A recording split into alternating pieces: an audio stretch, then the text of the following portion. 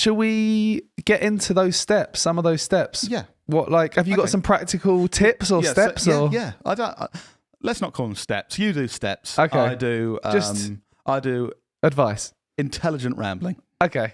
No, there are steps. So first thing, if you're in a stressful situation at work, I would say exactly what we've just been saying. Don't react with emotion. So How? So if you're feeling something stressful's happened, you're the manager of this team, and they just haven't done what they're supposed to do, and now your boss is saying, "You're shit." So stressful. Oh, I don't know what to do. If you're emotionally led with your thoughts, thinking, "Oh, Tim." Oh, it's just. Did we say that on the podcast? Sorry. Fudging Tim hasn't done his job because he's an idiot and he's been out drinking and he's hungover. I hate Tim. And Susan, she's even worse. Oh, I hate it when she speaks to me like this, and it really frustrates me. So all these negative emotions bring out things that actually don't necessarily have anything to do with how you would resolve the situation. If you're thinking like that, take a step back, step away from the situation, and come back when your emotions have died down and you can think with your logical brain rather than your emotional brain. The Chimp Paradox is a great book that talks all about this. Yeah, we've mentioned it quite a few times, so I would definitely read that. It talks about the chimp inside all of us, that natural, emotional-led thing of like, you've done something bad to me that's affected me, so I'm going to do something bad to you. And obviously that can lead to conflict within the business. If you just, you say something because you're angry, like, and you, Susan, you never do what you're supposed to do. And actually, Susan does 90% of the time, and you're just trying to make her feel bad. That's always going to end in the long term badly. So first thing, don't be emotionally led with your decisions. And if you can't get out of that, step away, step back, whatever you need to do. So if you're in an office, go for a walk. Let things calm down. Try and think logically. If you're on a call talking about something, try and move on to something and say, let's come back to this and deal with this at another time. However you can sort of step away or move on from that. That was some good intelligent ramblings, Lloyd. I like that. Thank you. What's the next?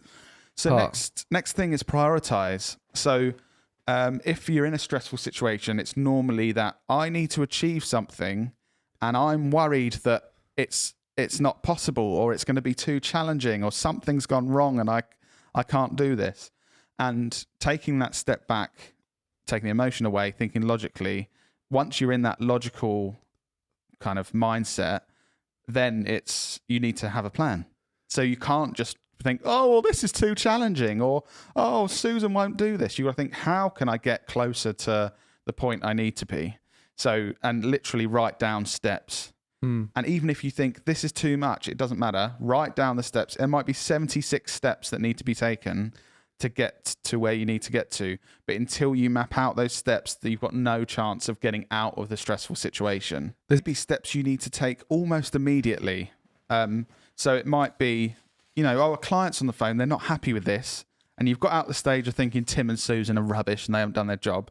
You think, actually, okay, I need to have a meeting with Tim and Susan. We just need to work out exactly what's happened and talk about our next steps. I need to get Susan to call the client, just apologise, a bit of a holding call to say, very sorry, managed situation. We're going to now go back and work out what we need to do. Then I need Tim to contact this person and see if they're available next week. So there's all these steps, but there's also potentially steps after you've got out of that stressful situation that you still need to note down that will be done at a later date. So we need to do a training session with Tim and Susan to make sure that this never happens again. Preventative actions for future. So there's the immediate things, right? Put out the fire. Yeah, put out the fire. How do we deal with this? They've called to apologise. They've said that we're planning how to rectify it, blah, blah, blah, that sort of thing. And then it's the more long term. So once we've got out of this stressful situation, in 2 weeks' time, we're going to have a 2-hour thing about how to plan these projects so you never get to this point. I think this is something that you're really good at that I haven't noticed in other scenarios much is we've had a stressful situation, we've dealt with it, but rather than just being like, let's put that to bed, it's more thinking, what are the things we can do to prevent that in the future? And that's just as important as putting the fire out, preventing the fire in the future. And often I find once you've got to this stage and you have the plan of the immediate action and the action you need to take in the future to prevent it, it's all scheduled. Even though the situation hasn't been rectified yet, the stress is gone because you know what needs to happen and that people are going to take that action to get out of the situation. So you're not out of the stressful situation yet, but you don't feel stressed because you know exactly the what's going to plan. happen.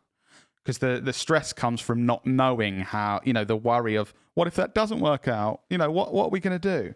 So, if you can see that, even if you haven't done the work, that reduces a really big part of the stress. Nice. So prioritizing. Yeah. I like it. Prioritize and map out the plan, basically. Mm-hmm. And then I think my final kind of really key point of how to deal with these stressful situations is accepting that you can only do your best and you can only do what you can do. So quite often, say we've mapped out this and you're thinking, well, that's still not good enough. At that point, if you are doing or have done absolutely everything you can to rectify a situation and it still doesn't get you to a place that you need to be, there's absolutely no point stressing or worrying about it because you've done everything in your power. So then it gets to the point where you have to accept, I've done everything I can, and there's absolutely no value in me stressing about this now. And that's quite difficult. Yeah. It's the because let's be honest, not everything we do in our work life ends in a massive win. There are failures along the way. So it's much better to accept a failure and say, God, I've done everything I can, but actually we've got to a point the client's a bit happier, but there's still a risk they might not extend their contract. If you've done absolutely everything you can and you're honest with yourself, that's the point to go, well, we've done everything we can. I need to focus on positive things now and doing the things I need to do to improve things rather than worrying about this thing that I have no control over.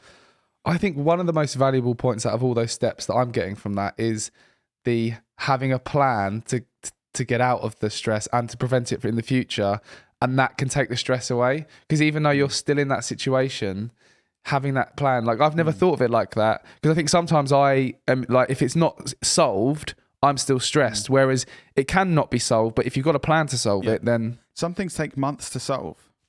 And in reality, if you don't have this kind of mindset, you're just accepting you'll be stressed for months until you see that it's completely resolved. Yeah. Whereas if you map out a plan and you know that everything's being done that you can, there's no reason to stress anymore. You can see how it's going to be resolved, or you can see how it's not going to be resolved, and you can accept that and move on. What situations are you most stressed in at work? Although you're not that stressed, I know, but so very rarely stressed. Mine are if we've made, our team, me personally, have made a mistake and let someone down. I get stressed before I get to the point where I've prioritized and mapped out how to get out of the situation. So now it's much more reduced. So that might be 20 minutes where I'm like, oh man, we mucked this thing. Like I'm saying, you don't do everything right. You're not perfect. It's not wins all the time. Oh, we mucked up this thing for the client. We did, I said we'd give them an update on Wednesday. We haven't. And it's Thursday afternoon. We've let them down and not done what we said we'd do. And for our business, that's a really big thing. That's not how we work. And it's that stress of the 5 minutes where I go, okay, right, I need to just work out what I need to do to make this better. I need to contact the client straight away. I need to speak to this person in the team to get that update. I need to do this. Oh, and I'm going to put a thing in 2 months of the calendar to contact that client to see if I can take them out for lunch to catch up and things to try and build that relationship. So it's before I make that plan, that's when I'm stressed, basically, when we've mucked up. Yeah. Because everyone mucks up. I agree with sometimes. that. That's the same with me. So to summarize those steps, it's the not leading with emotion. Yep. Then it's the prioritize and make an action plan to put out the fire. So don't lead with emotion. If you've got emotionally led thinking, get yourself out of the situation. So take a step back. So maybe you need step 2, which is take a step back. You might not. You might be brilliant. Then prioritize your actions. So is there anything that has to be done immediately? And then you can take care of that. Map out the plan that's longer term.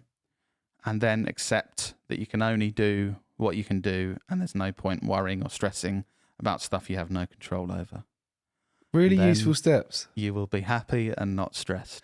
Genuinely, I've learned a lot from that.